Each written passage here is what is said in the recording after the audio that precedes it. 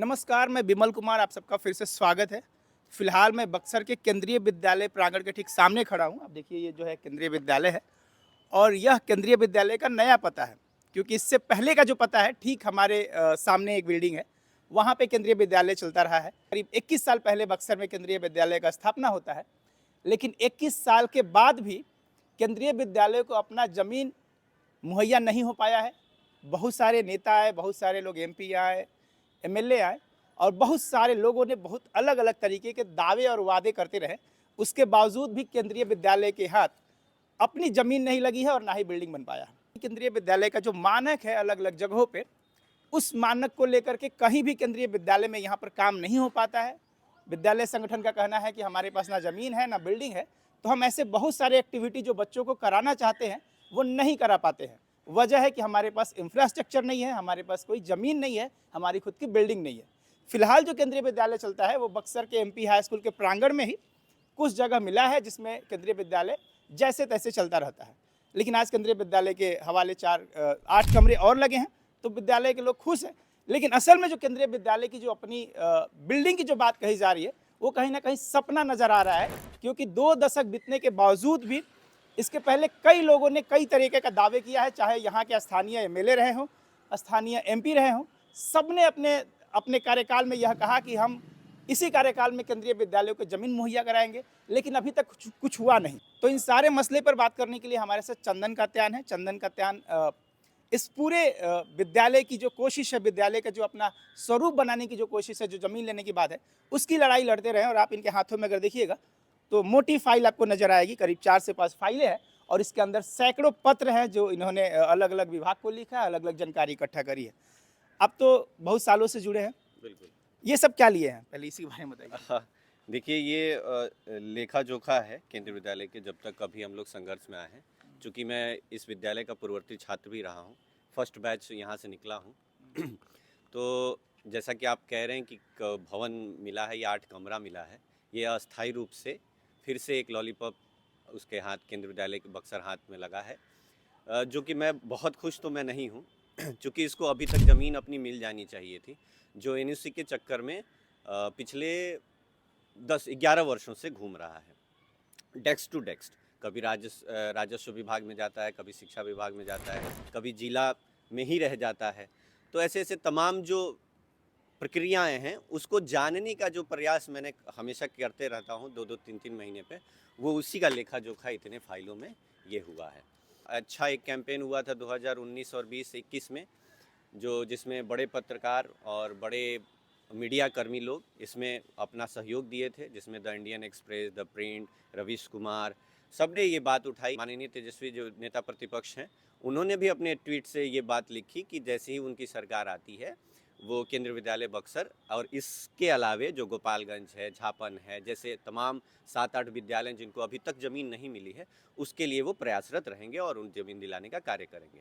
लेकिन हाथ कुछ नहीं लगा उनके 18 महीनों में। लेकिन 18 महीनों से ज़्यादा मुझे उन 18 साल वाले सरकारों से भी सवाल है, जो केंद्र और राज्य दोनों में ही शासित कर रही हैं, शासन में हैं और विधायक भी यहीं के हैं। अब विधायक ने कई बार आश्वासन दिया कि मैं 15 में लेटर लिखा हूँ, ये है, वो है, गोलमोल बात। लेकिन अपने तरीके से मैंने उनसे आग्रह भी किया है, इस बार भी आग्रह किया था कि लास्ट टर्म है और लास्ट सेशन चल रहा है, इसमें आप केंद्रीय विद्यालय के मुद्दे को सदन में उठाइए।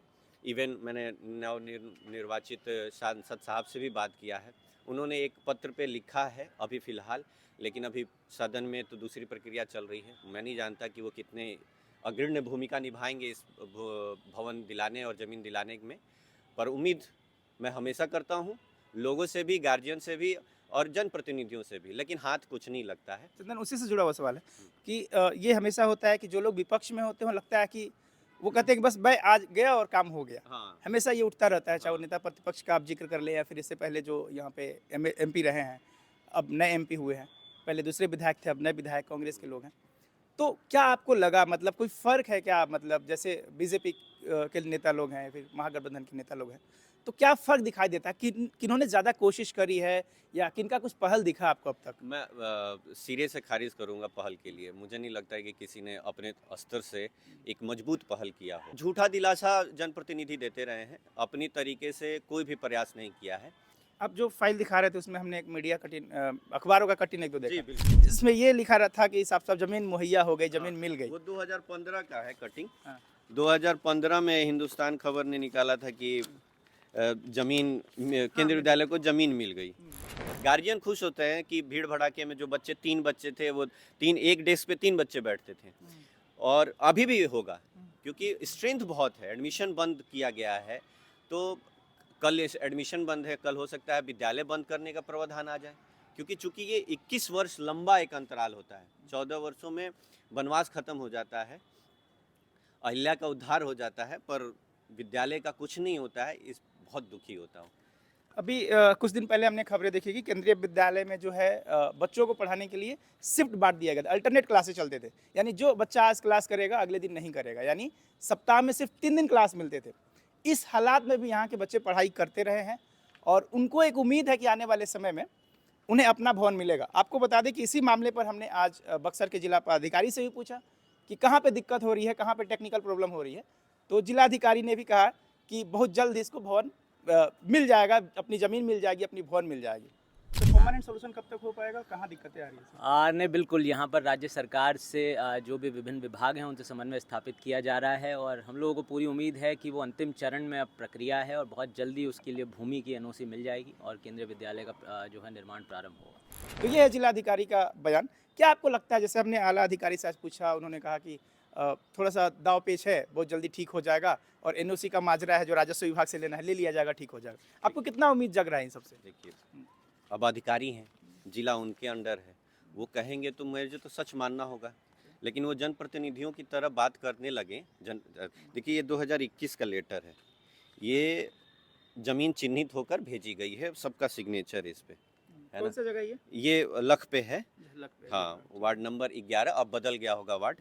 मैं ध्यान नहीं दिया हूँ इस पे। पर ये निर्माण के लिए चिन्हित जमीन है और अभी भी यही जमीन भेजी जा रही है लगातार। एकदम करेंट आरटीआई के द्वारा ये माध्यम से पता चला है। चूंकि ये जमीन आज से नहीं भेजी जा रही है, ये 2015 से 13 से भेजी जा रही है। 2013 से लेकर 2025 में हम हैं। एक जमीन चिन्हित होती है, वो बार बार एनओसी के लिए खारिज हो जाती है, फिर एनओसी खारिज होता है, वही ज़मीन चिन्हित होती है। उसके अलावे उनके पास कोई और ज़मीन हो ना हो, आई डोंट नो, लेकिन बार बार ये एनओसी के पेच में फंस जाता है। क्या लग रहा है, अधिकारी या फिर जो नेतागण, इनकी मंशा ही नहीं है क्या ज़मीन दिलाने की? अगर मंशा होती तो मुझे लगता है 15-14 में हमको ये करना ही नहीं पड़ता, इतनी कागजें नहीं जुटानी होती। मंशा या तो कई बार ये पता चला है, हालांकि इसका कोई आधार नहीं है, कोई सबूत नहीं है, पर लोग कहते हैं कि मुख्यमंत्री जो हमारे हैं माननीय नीतीश कुमार, वो ज़मीन नहीं देना चाहते हैं। अगर ऐसी बात थी तो लखीसराय को कैसे मिल गई, औरंगाबाद कैसे मिल गया? ठीक है, बची हुई ज़मीनें क्यों नहीं दे रहे हैं? बक्सर है 21-22 वर्षों से, गोपालगंज है।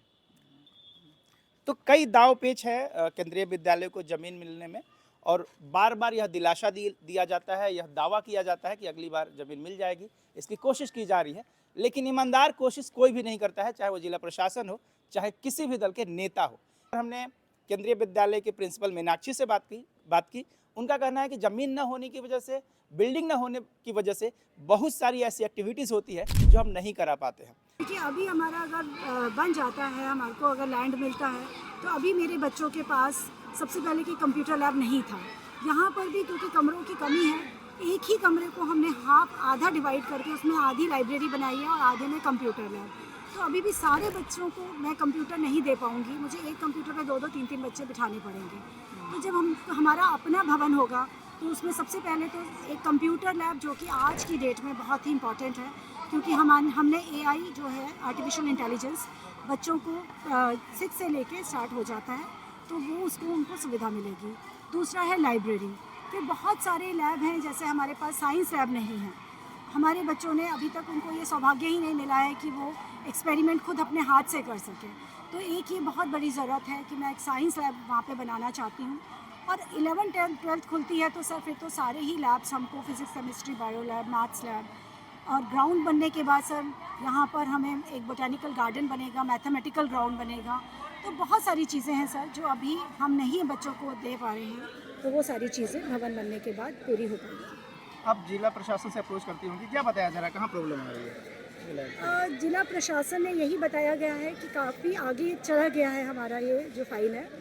पहले एनओसी मिल चुकी थी, लेकिन वो कहाँ पर शिक्षा विभाग की तरफ से थोड़ा सा उसमें डिले हो रहा था, लेकिन अभी वहाँ से भी वो हमारी फ़ाइल क्लियर हो गई है और अभी वो अपने अंतिम चरण पे लैंड एंड रेवेन्यू डिपार्टमेंट के पास है और जैसे ही वहाँ से अनुमति मिल जाती है तो वो भवन हमको दे दिया जाए।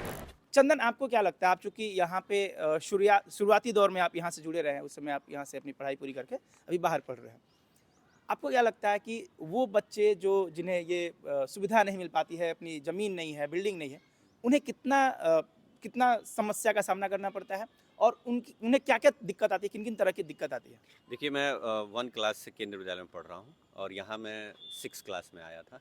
उससे पहले केंद्रीय विद्यालय में कई केंद्रीय विद्यालय में पढ़ चुका हूँ। उसकी व्यवस्था और इस केंद्रीय विद्यालय की व्यवस्था में बहुत अंतर है। जो सुविधाएं बच्चों को मिलनी चाहिए, केंद्रीय विद्यालय जो उपलब्ध कराता है, वो अपनी ज़मीन, अपनी बिल्डिंगों में ज़्यादा सुचारू रूप से चल पाता है और या मिल पाता है बच्चों को। इस केंद्रीय विद्यालय में बक्सर के 524 या 26 बच्चे पढ़ते हैं। एक डेस्क पे 4-4 बच्चे बैठते हैं, बच्चे-बच्चियाँ मिलाकर। गर्मी में क्या हालत होती है, कभी आकर देख सकते हैं आप, वो पर्दा खुल जाएगा। जो 524 बच्चे हैं ना, अपना ज़मीन और अपना भवन होता है, ये 5000 में परिवर्तित हो सकता है। और यहाँ कोई सेंट्रल गवर्नमेंट का केंद्र बिंदु बनाकर यहाँ स्कूल नहीं खोला गया है, ये आम जनों के लिए खोला गया है।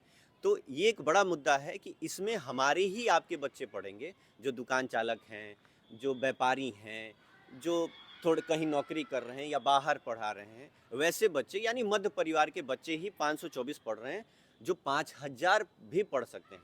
इस शहर में बहुत अच्छे स्कूल खुल रहे हैं, पर वो सबके लिए उपलब्ध नहीं हो सकता क्योंकि इनकी फ़ीस महंगी है और आप कम फीस में केंद्रीय विद्यालय का वो शिक्षा प्राप्त कर सकते हैं जो भारत के सर्वांगीण शिक्षा संस्थानों में मिलता है। चूँकि यहाँ पे अपनी ज़मीन और अपना भवन नहीं है, तो उससे यहाँ के बच्चे कम से कम वंचित ही रहते हैं।